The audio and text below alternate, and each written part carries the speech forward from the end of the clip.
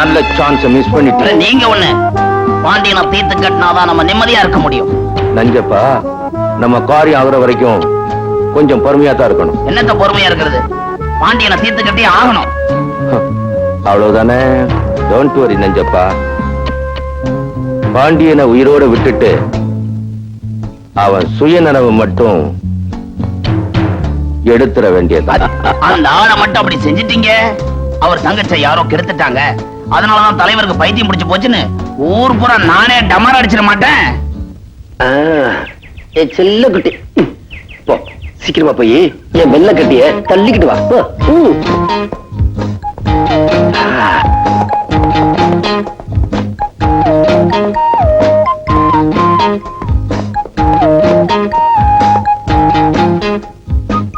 எங்க வந்த?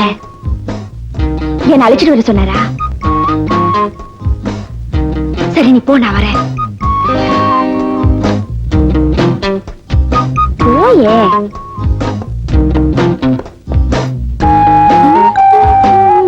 மீனா, என்னங்க நீங்க இங்க? எதிரில வர்றது யாருன்னு கூட தெரியல அம்மாவுக்கு. இல்ல, நான் அப்படி வந்துட்டு இருந்தேன், உங்களை கவனிக்க தெரியல. இதுக்குதான் பெரியவங்க சொல்லுவாங்க காதலுக்கு கண் இல்லைன்னு. காதலா? நீங்க என்ன சொல்றீங்க? எனக்கு ஒண்ணும் புரியலையே. காதலிக்கிறவங்க வளரக்கூடாது, தைரியமா இருக்கணும். அது உங்களுக்கு எப்படி தெரியும்? எங்களுக்கு எல்லாமே தெரியும்.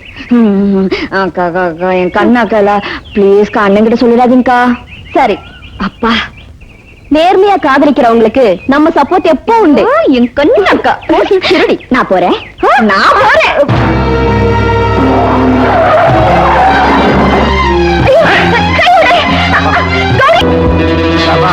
பாண்டியனுக்கு நியூஸ் போயிடும். என்னங்க, மீனா யாரோ 2 பேர் ஜீப்ல கடத்திட்டு போறாங்க. எந்த பக்கம் போறாங்க? சூழ பக்கம். எங்க மாமாவை பாத்தீங்களா? இந்தி பக்கம் போய்க்கணும்னாரு. ஏன் விஷயம்? எங்க மீனவ யாரோ 2 பேர் ஜீப்ல கடத்திட்டு போறாங்க.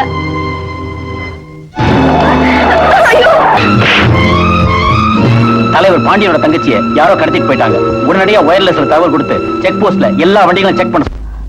இது பாருங்க, நம்ம மீனாவை யாரோ 2 பேர் ஜீப்ல கடத்திட்டு போறாங்க. தூக்கிட்டு போயிடும். யார் எவ்வளவு?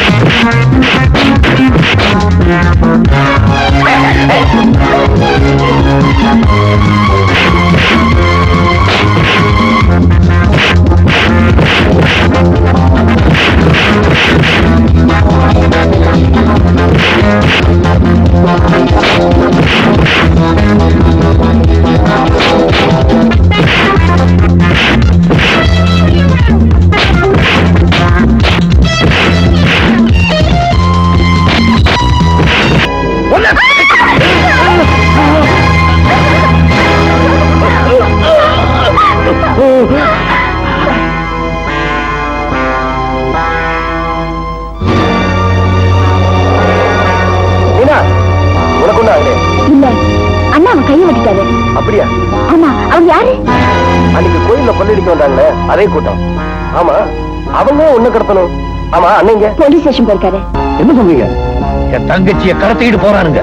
உங்க தங்கச்சியா? யார் அவன்? ஏற்கனவே நம்ம ஊர் கோயில்ல கொள்ளையடிக்க நினைச்சவர்களே அந்த பயிர் ஒண்ணு எல்லாரும் சொன்னாங்க. அந்த கூட்டம் உங்க தங்கச்சியை கடத்திட்டு போனோம்.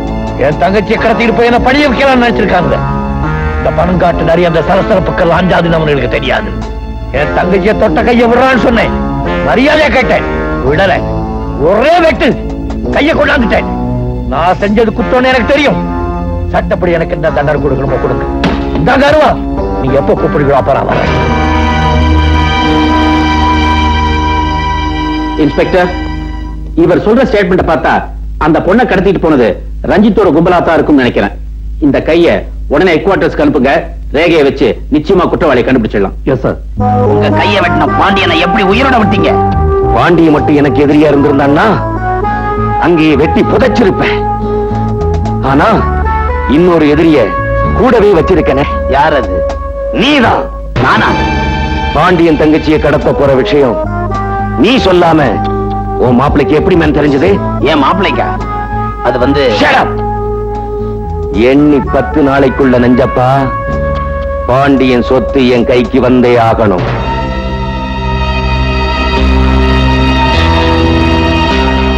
என்ன பாம்பேக்காரர் இப்படி கோச்சிக்கிட்டு போறாரு? நஞ்சப்பா, இதுவரைக்கும் அவன் நம்மளை வச்சுதான் காரியத்துல இறங்கினான். இப்ப நம்ம பேர்லயே அவனுக்கு சந்தேகம் வந்துருச்சு. நாமளும் ஆழம் தெரியாம காலை விட்டுட்டோம். இப்ப போய் பின்வாங்கணும்னா நம்ம தலையே போயிடும். ஜாக்கிரதை சொல்லிட்டேன். யாரோ எதிரின்னு நினைச்சேன். கடைசியில என் மாப்பிள்ளையில எனக்கு எதிரி ஆயிட்டான். ஆமா, பாண்டியன் தங்கச்சியை காப்பாத்துறதுக்கு ஓ மாப்பிள்ளை எதுக்கு வந்தான்? அதானே எனக்கு தெரியல.